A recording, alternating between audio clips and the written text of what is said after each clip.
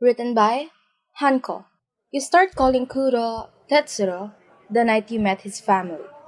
And truthfully, after 3 whole months of dating, you probably should have said it once or twice by now.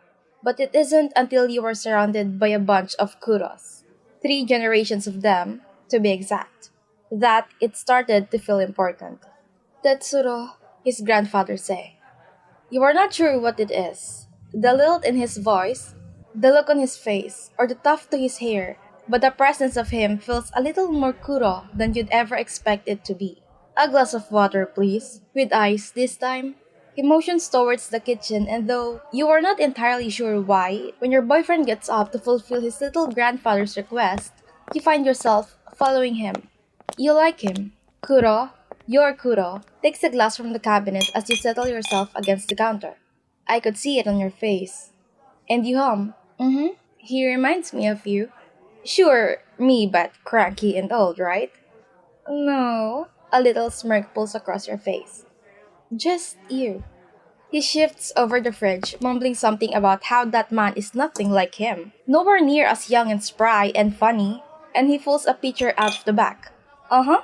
Young and spry and funny are truly the words of a man of his youth. You smile, and you are sure you can see the eye roll from the back of his head. They are. He pulls the glass towards him and shifts the pitcher in his hand. They are words of my youth. And yours, by affiliation. Affiliation, you repeat, letting each syllable fall off your tongue in its own little holding of breath. Oh, so we are mocking the way I speak now, are we? He grumbles, all lovingly and old man like as he always does. Of course not. He eyes you. Only a little. Didn't you just use the phrase man of his youth? Like in normal conversation? I did. You further nudge yourself into the corner, finding your little spot just beyond his reach. But I'm not the topic at hand. And he smirks, a little tug at his lips that swallows his side profile. Topic at hand. You open your mouth to murmur a little, oh, shut the fuck up, in reply, but you hesitate. Watching Kuro hold the pitcher just above the glass and tilt it forward, a little stream slipping into the rim of the glass. This, you decide, must be your golden opportunity. Don't forget the ice, Tetsuro, you say, and if you didn't know any better, you swear he almost dropped the pitcher. He fumbles with both the pitcher and the glass, his hands sliding across the counter as he drops them down, and stifles out a cough before making his way to the freezer. The ice!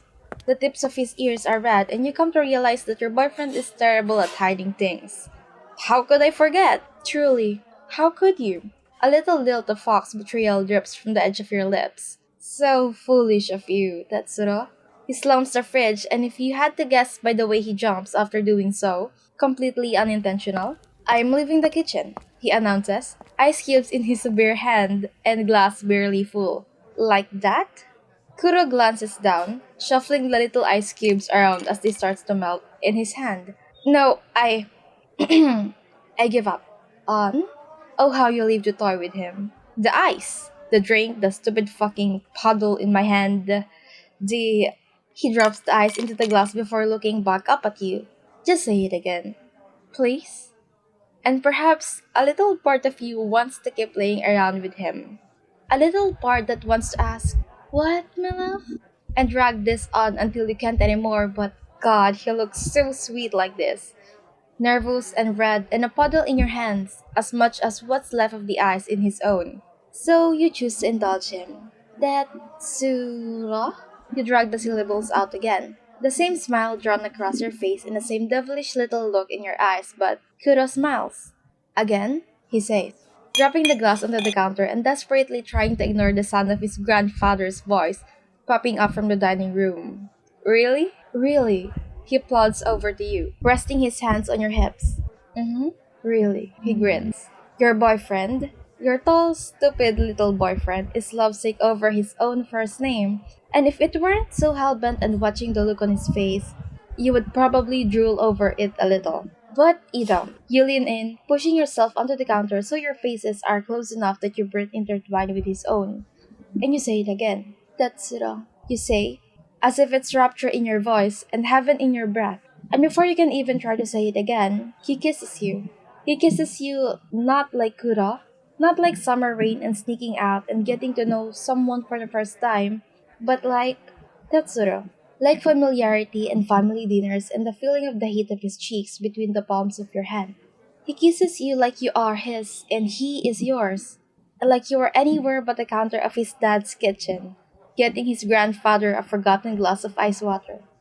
Say it more often. He breathes, gaze a little heavy. Say it like it's yours to keep. And you are nothing if not in love with him. Anything for you, Tetsura.